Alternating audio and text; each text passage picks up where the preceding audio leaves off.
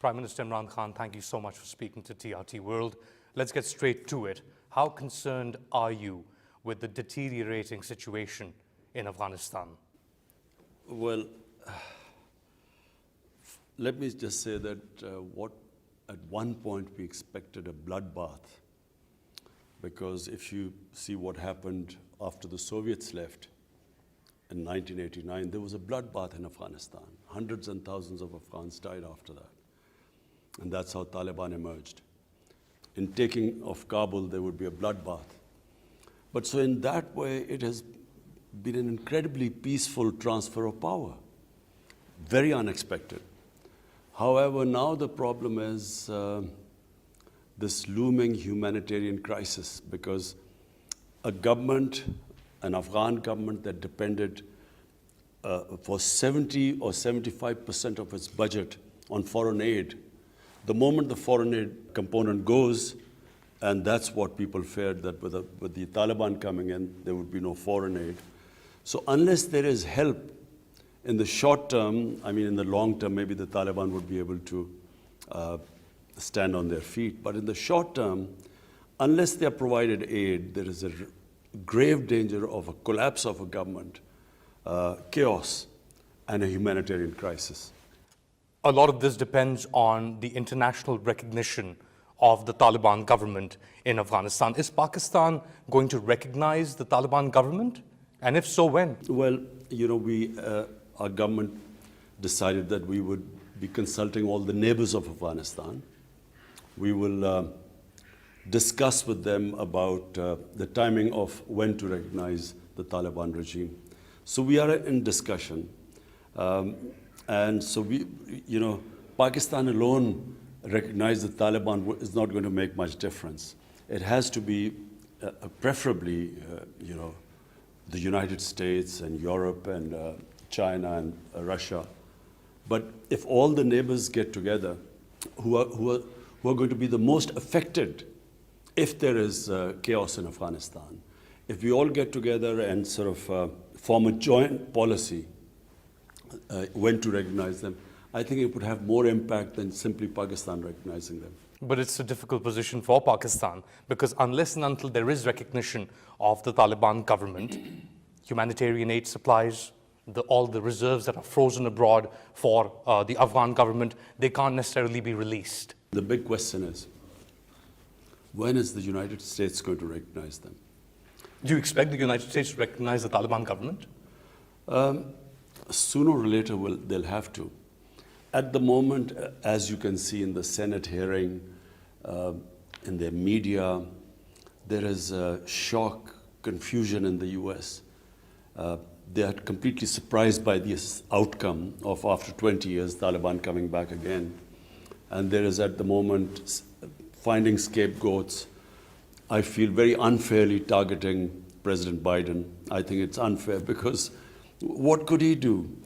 Whenever a date of exit was given, whenever, if 2 weeks before that exit date, the Afghan army collapsed and the president fled the country, the same thing would have happened. So, he was taken by complete surprise, and as was everyone else. But I think he's been very unfairly being targeted. And also they're trying to find scapegoats, one of them being Pakistan. And therefore, they're not in a rational mindset, the way forward. But clearly, if the US does not defreeze their reserves, and the Afghan government collapses, and this goes into a chaotic situation, the biggest loser will be the people of Afghanistan. And the UN estimates that by next year, over 95% of the people will go below the poverty line. So therefore, they have to come up with a solution. I mean, they have to, sooner or later, think about the people of Afghanistan. And unless that happens, I'm afraid this limbo is, every day we are losing.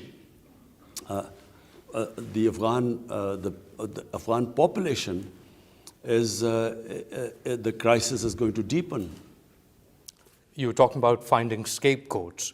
There have been hearings held at the US Congress where US senators and lawmakers have been questioning the military high command as well as people from the Biden administration.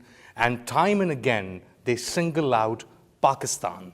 They're calling for sanctioning Pakistan and say that Pakistan is complicit in the Taliban coming to power. You see, people like us who know the history of Afghanistan, and Afghanistan's history is very closely tied up to history of Pakistan, or what was then India. But the border adjoining the border with Afghanistan is, if you know the history of that, of the Pashtun people, because they're roughly half the population of Afghanistan is Pashtun. Double that, the number of Pashtuns live in Pakistan. And along the Afghan border, both sides are Pashtun tribes. So if you know the history, anyone who knew the history knew this would happen. So people like me who know the history, and I did a travel book also of our side of the Pashtun areas, Pashtun tribes. We knew this would happen. We knew that eventually there would not be a military solution because the people do not accept foreigners. They have resisted foreigners, especially if they are not Muslims.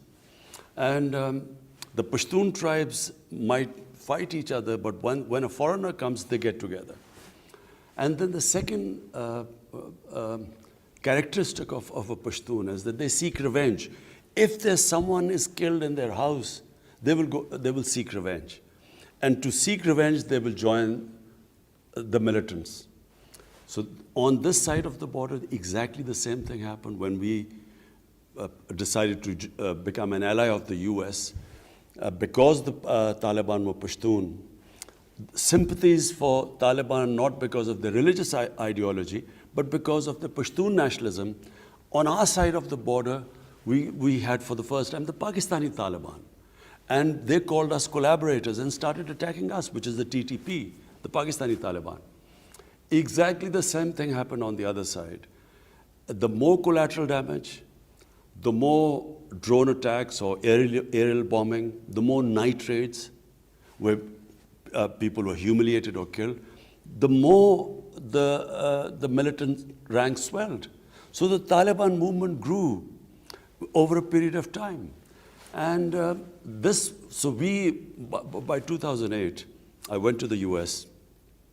I addressed the think tanks.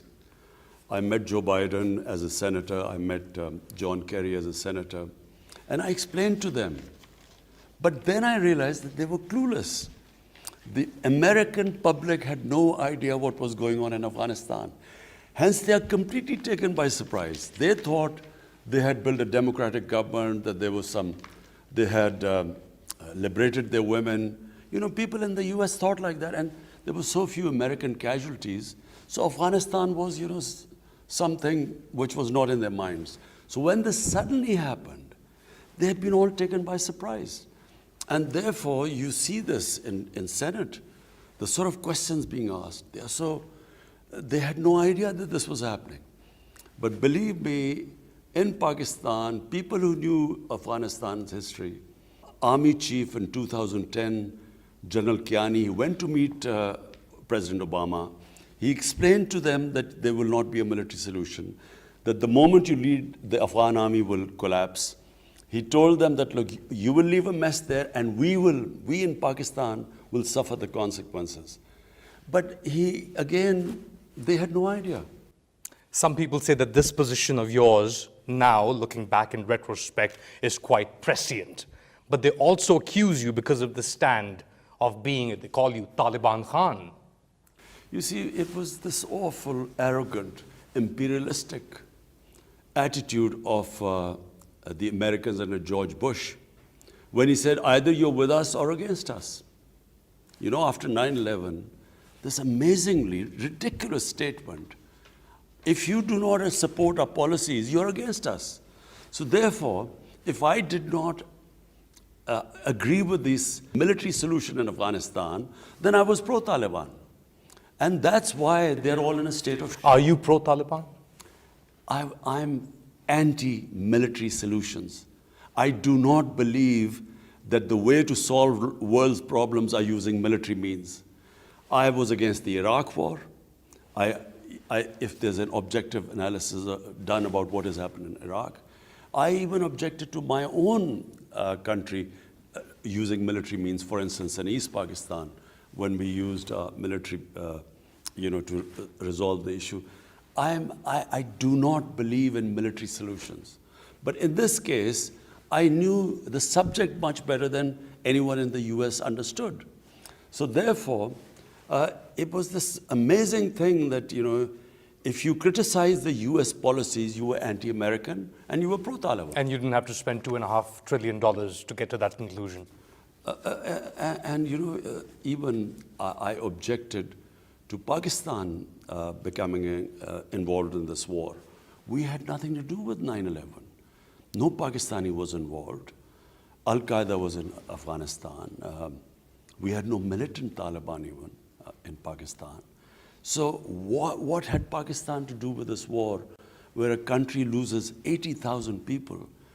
Our whole tribal belt was devastated. 3.5 million people internally displaced. We were called the most dangerous place in the world. Our economy went down. $150 billion lost to the economy. Our currency lost half its value in 2008. So, we paid a heavy price for this. But for what? And in the end, rather than being appreciated for making these sacrifices just because we became an ally of the US, to be scapegoated for this blunder in Afghanistan, I think that has been the most painful thing for us. Are you afraid now that because of this scapegoating and because of this revenge or animosity within the US towards Pakistan, that we or the Pakistanis will suffer more adverse consequences? I think whenever this anger goes and some rationality appears in the US, they start rational thinking about this. They will realize that how could Pakistan be responsible for this? Simply because how could 300,000 well-equipped Afghan army give up without a fight? And Afghans are one of the bravest nations in the world. Why did they not fight?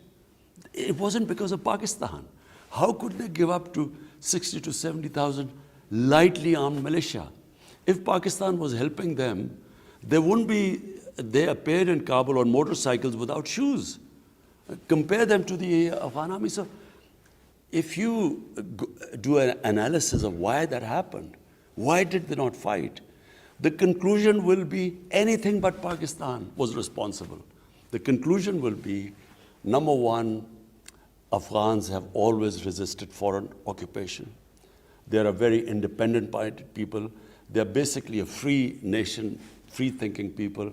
Their culture is very democratic. So they do not accept foreign domination, number one. Number two, the way, I repeat, the night raids, the bombing from the air, you do not fight guerrilla warfare by bombing villages. So the collateral damage, then there was hatred against the Americans, and that hatred translated into more militancy, more people joining, and Taliban became a popular movement in the rural areas.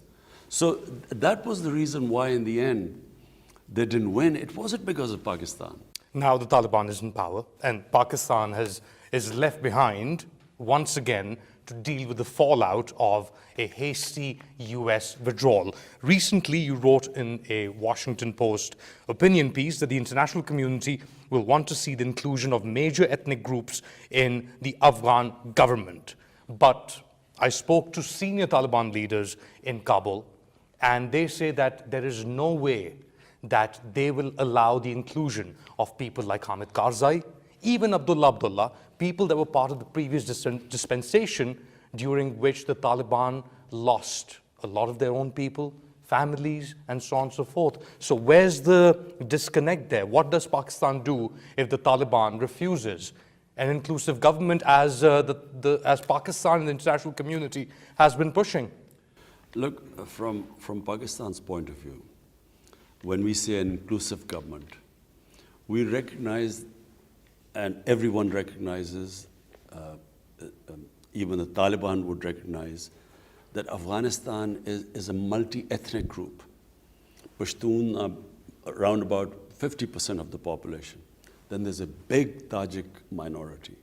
Then there are Uzbeks. Then there are Hazaras, and other smaller minorities. So, an inclusive government means a stable Afghanistan. So people who are interested in the welfare of the people of Afghanistan, who've been through 40 years of conflict. So anyone who feels, wishes them well, would want a stable Afghanistan, and a stable Afghanistan means an inclusive. Yeah, but the Taliban then turn around and say that you are interfering, Imran Khan is interfering in the internal affairs of Afghanistan by pushing for an inclusive government. So let me clarify. Number one, as a well-wisher of Afghanistan, we would want them to be stable and have an inclusive government. Now, what sort of inclusive government should not be dictated to the Taliban government? Because that is interference. If you say, pick so-and-so and so-and-so and take names that you must include them, that is interfering in their internal affairs. And I would imagine that they would resist that. Because remember, Afghans are independent-minded people. There's no, the idea that anyone can control them from outside, whether it is the US or it is Pakistan, it is a fantasy. It cannot happen because that's their history. So we can just, as well-wishers, suggest that there should be inclusive government, which they too agree. What should not happen is they should be dictated that, look, includes A, B, and C, and that would be interference.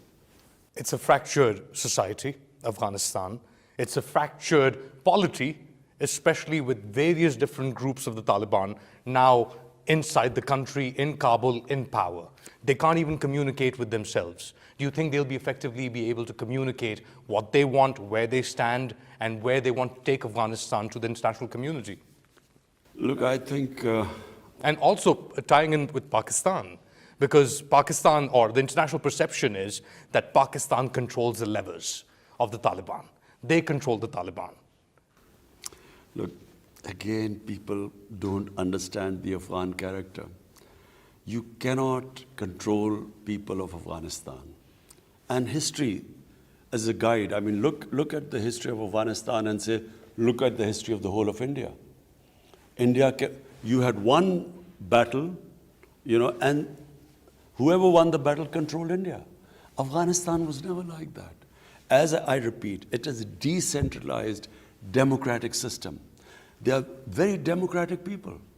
It's not a feudal system as it was in India, which is why it was easier to control India. And because the tribes, the Pashtun tribes, which are half of Afghanistan, and twice as many Pashtuns on this side, they resisted the British exactly for 80 years. The British controlled the whole of India, but the Pashtun areas, the tribal areas, there was resistance throughout the 80 years of British interaction with them. So therefore, Afghanistan cannot be controlled from outside. It is a very difficult situation which they are in. Anyone who takes power after 20 years of fighting, civil war, people think they have given a lot of sacrifices. So now to come into power and then even dealing with your own people, forget about it, including other people who were not part of the struggle. Even dealing with your own people, I would imagine, is a pretty difficult situation right now for Afghanistan, for the Taliban government. So therefore, if you're asking me what will happen, I don't know what will happen. I pray, that's all we can do. We pray that after 40 years, the people of Afghanistan would have peace and stability. But I don't know what will happen. How would you define the US-Pakistan relationship as of now? I think, well, we're talking with the US. We're constantly in touch with them. Our security, our head of intelligence is dealing with them. Our foreign minister is dealing with their foreign secretary. But the president hasn't called you up. No, he hasn't, but it doesn't have to be like that, I mean... Why is that? The president or the heads of state, I mean, they talk... when they talk to each other, basically it's a formality because all the homework is done by people below. So it's not necessary. It's not necessary for the most powerful man in the world to call the Prime Minister of Pakistan, who is at this moment one of the most critical people as far as Afghanistan is concerned? You see, I repeat again, I think right now President Biden is under a lot of pressure because, you know... He almost seems sympathetic. Sympathetic because, you know, he is being criticized for the awful airport scenes.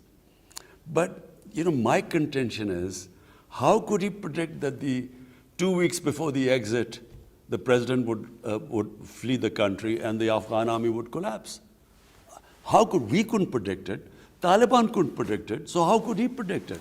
So therefore, those awful airport scenes, they have caused such a sort of incredible reaction in the American public.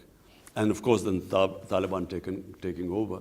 So therefore, he's under severe criticism right now, which I have sympathy because, you know, we sort of, in our position, you know when you're under a lot of public pressure and media pressure. So I guess, you know, it's up to him. I mean, when he wants, he can talk. So there's a way forward still for US-Pakistan ties, despite what has happened or this animosity?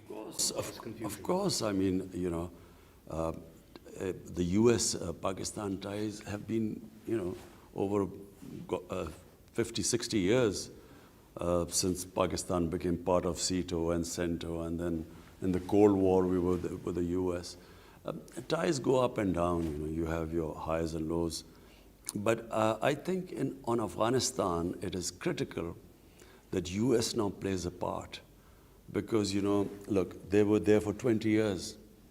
And if there is a mess, they wash their hands of Afghanistan, it will become a repeat of 1979 when the Soviets, when they left and the US left. And look what happened to Afghanistan after that. The bloodbath that took place, over 200,000 Afghans died in that, and there was total chaos in Afghanistan. So the last thing for anyone, most of all us, we neighbors will be affected. Others around Afghanistan, all the other neighbors will also be affected. But then US, what will it have to show in the end? That after 20 years, spending over $2 trillion, hundreds and thousands of Afghans died in this time. What will they have to show if there's chaos there again? And then in chaos is where the international terrorists found a safe haven. In the past month, actually in about 40 days, since the Taliban walked into Kabul, there have been 24 attacks on Pakistani security personnel inside Pakistan, in the border areas and settled areas. Around 100 Pakistani security personnel have been killed in these attacks, which have been claimed by the Tehreek-e-Taliban Pakistan, or TTP. Is Pakistan facing another or renewed attacks by the TTP because of the emergence of the Afghan Taliban in control now in Afghanistan? What happened was that in Pakistan in 2014, our security forces did a big operation, and this was in North Waziristan. And the TTP, the Pakistani Taliban, who were doing terrorist attacks within our country, they were pushed out. And they then went into Afghanistan. And I'm afraid not only were they helped by the Afghan intelligence agencies, but they were also helped by RAW, the Indian intelligence agency. And they then used them to conduct attacks within Pakistan. But these attacks dropped significantly over the past few years. Yes, they did drop, but they attacked through TTP, they attacked the Chinese nationals who were working in Pakistan. And they also conducted a series of attacks in Balochistan. So since in the last 40 days, there has been an increase. And we fear that... Are you concerned about that? Up to a point, not that much, because we have very disciplined security forces who are very experienced now. over 15 years, Pakistan got more experience than probably any other country in dealing with counterterrorism. And we have, as the world knows, one of the best intelligence agencies in the world. So we are confident that we'll deal with it. Problem right now is that with people, we had about 250,000 people come into Pakistan from Afghanistan. And amongst them, we fear that they have been members of TTP who were in prison in Afghanistan who were released. Even ISIS, we feel that they have, amongst these 250,000, few have come inside. So, you know, that's where the problem was because of the sudden takeover of Taliban and the influx of people either going out of Pakistan, using Pakistan to go on other destinations, or simply people who have come in. So, you know, that is a concern temporarily, but I think we will be able to deal with it. You don't think the Taliban taking over in Afghanistan will become like a beacon, a rallying cry for all these groups, especially TTP, which is ideologically aligned with the Afghan Taliban, not so much with ISIS Khorasan? You see, the difference is that there's a Muslim government in Pakistan. So what are the Taliban waging a war against? You know, in Afghanistan, they declared jihad because they said it's a foreign government and its collaborators. In Pakistan, they initially, the TTP came in saying, we were collaborators of the Americans. And same, the old Mujahideen who were trained to fight the Soviets, they too also termed our government as collaborators and were attacking us, which is why we lost 80,000 people. And then there were drone attacks in Pakistan. And you stood up against those drone attacks. You, in fact, held rallies to stop the NATO supply line going from Pakistan into Afghanistan. You, of all people, should know more about this. So is there like an innate concern then that this could go out of control, Prime Minister? No, let me just clarify. Drone attacks, to use drone attacks to fight terrorism is the most insane way of doing it. Because no matter what anyone says, whenever a bomb explodes in a village, there is collateral damage. And as we saw in Kabul, the drone doesn't always get the right people. So it was the worst way because what happened was that the drone attacks might have got some militants, but the collateral damage they caused created anti-Americanism, and the revenge attacks were against the Pakistan, state of Pakistan. So number one, it increased the militants. The number of militants grew because anyone who in a village when the bomb exploded, when they lost people, their relatives, they then joined the militants. So the ranks of the militants spread. And it was completely counterproductive. And we bore the brunt, Pakistan bore the brunt of the fallout of the drone attacks in Pakistan. So therefore, you know, now there are no drone attacks because at that time they called us collaborators. Now it's not the same case. And therefore, the motivation, why would they attack the state of Pakistan? Whereas then they could give some justification. You're not concerned. No, I don't think so. That the success of the Afghan Taliban movement in taking over Afghanistan, defeating the greatest military in the world, the Americans, will not have a spillover effect or will not inspire similar like-minded groups in Pakistan? I think, you know, it's completely different. What was happening in Afghanistan and in Pakistan now is completely different. In fact, I think some of the Pakistani Taliban groups actually want to talk to our government, you know, for some peace, for some reconciliation. And we are in talks with some of the groups. What we hope is that this The TTP, are you in talks with the TTP? With some of them, yes. You see, So- there are different groups which form the TTP. Yes, so we are in talks with some of them. On surrendering or reaching Yes, on you know, a reconciliation process. Is the Afghan Taliban helping you in this process? In the sense that The talks are taking place in Afghanistan. In that sense, yes. So there is some sort of negotiation or talks underway between Pakistan and the Tehreek-e-Taliban Pakistan or some groups of the TTP to lay down their arms. Yes, and then we forgive them and they become normal citizens. This is quite a revelation, Prime Minister Imran Khan. So you are expecting some sort of agreement or some sort of deal to come out or emerge between the TTP and the government of Pakistan? Yes, I repeat, I do not believe in military solutions. I'm anti-military solutions.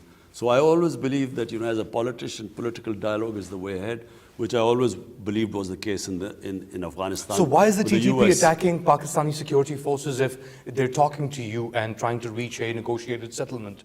I think that was just a spate of attacks, but we are talking. We might not reach some sort of a conclusion in the end, a settlement, but we are talking. We are also talking to the Baloch militants. We're trying to also talk to them and have some sort of political reconciliation with them, those who are willing to reconcile. You mentioned India and the role of India that Pakistan says was instrumental in carrying out attacks in Pakistan. There's been a lot of disinformation emanating from Twitter accounts, or social media accounts controlled or being operated from India. Recently at the UN General Assembly, you said that there is a war against Muslims in India, including in Indian-administered Kashmir. If this is the case, what can Pakistan do to raise this issue, to contain this war against Muslims in India, as you say it? Look, what do human right groups do? They raise the issue at all levels and build pressure finally to fight these human rights which are being abused, not just of Muslims in India, but specifically what is happening in the Indian-occupied Kashmir. So we raise it at every forum, United Nations, in the Human Rights Forum, in the international media, because when people talk about maybe the human rights abuses of Taliban, I think it should not be selective. They should also talk about what is happening in Kashmir, where about 900,000 Indian troops have basically put 8 million Kashmiris in an open prison. So therefore, I feel that it should be even-handed. When human rights are selectively talked about, they lose their credibility.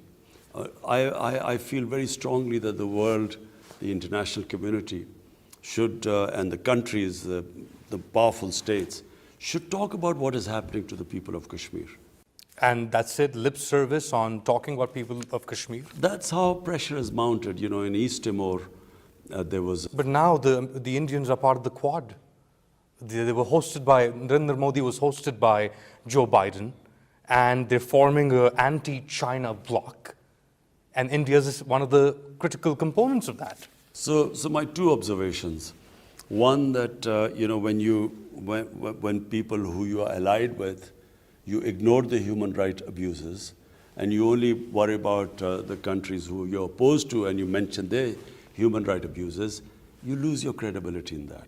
Secondly, my observation is that in trying to form these blocs, the last thing the world wants is another Cold War, because we saw the Cold War between the Soviets and the US, and the world sort of being divided into two camps. I wish this does not happen again, because by cooperation and by the world coming together, there is much more to gain than by the world being divided. You mentioned India, we mentioned China, I mentioned the Quad. CPEC, the China-Pakistan Economic Corridor, is a critical part, not just for your government, but the government before this as well, to bring Pakistan or get Pakistan into an economic development mode. There has been some, for example, contacts between Pakistan and China. Over the past 20 months, since you last spoke to President Xi Jinping, that was in February 2020, have you had conversations with high-level Chinese since, including the president? I have spoken to the Premier, Premier Lee, almost, I think, 3 times since then. The thing is, President Xi right now has not, since the outbreak of COVID-19, he's restricted his movements. Otherwise, he was due to come to Pakistan. So he hasn't been anywhere out of China right now. And I think we are soon about to have a meeting. I'm supposed to have a meeting with President Xi in coming days. Our relationship with China is strong.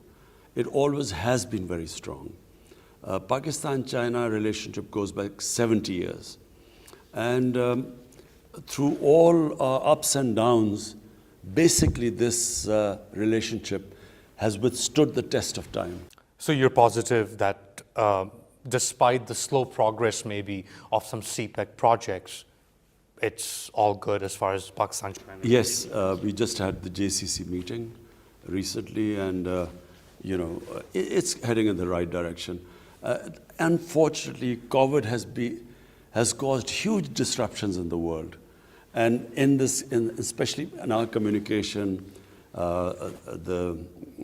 I was supposed to go to China. President Xi was supposed to come here, but all that got restricted because of COVID-19.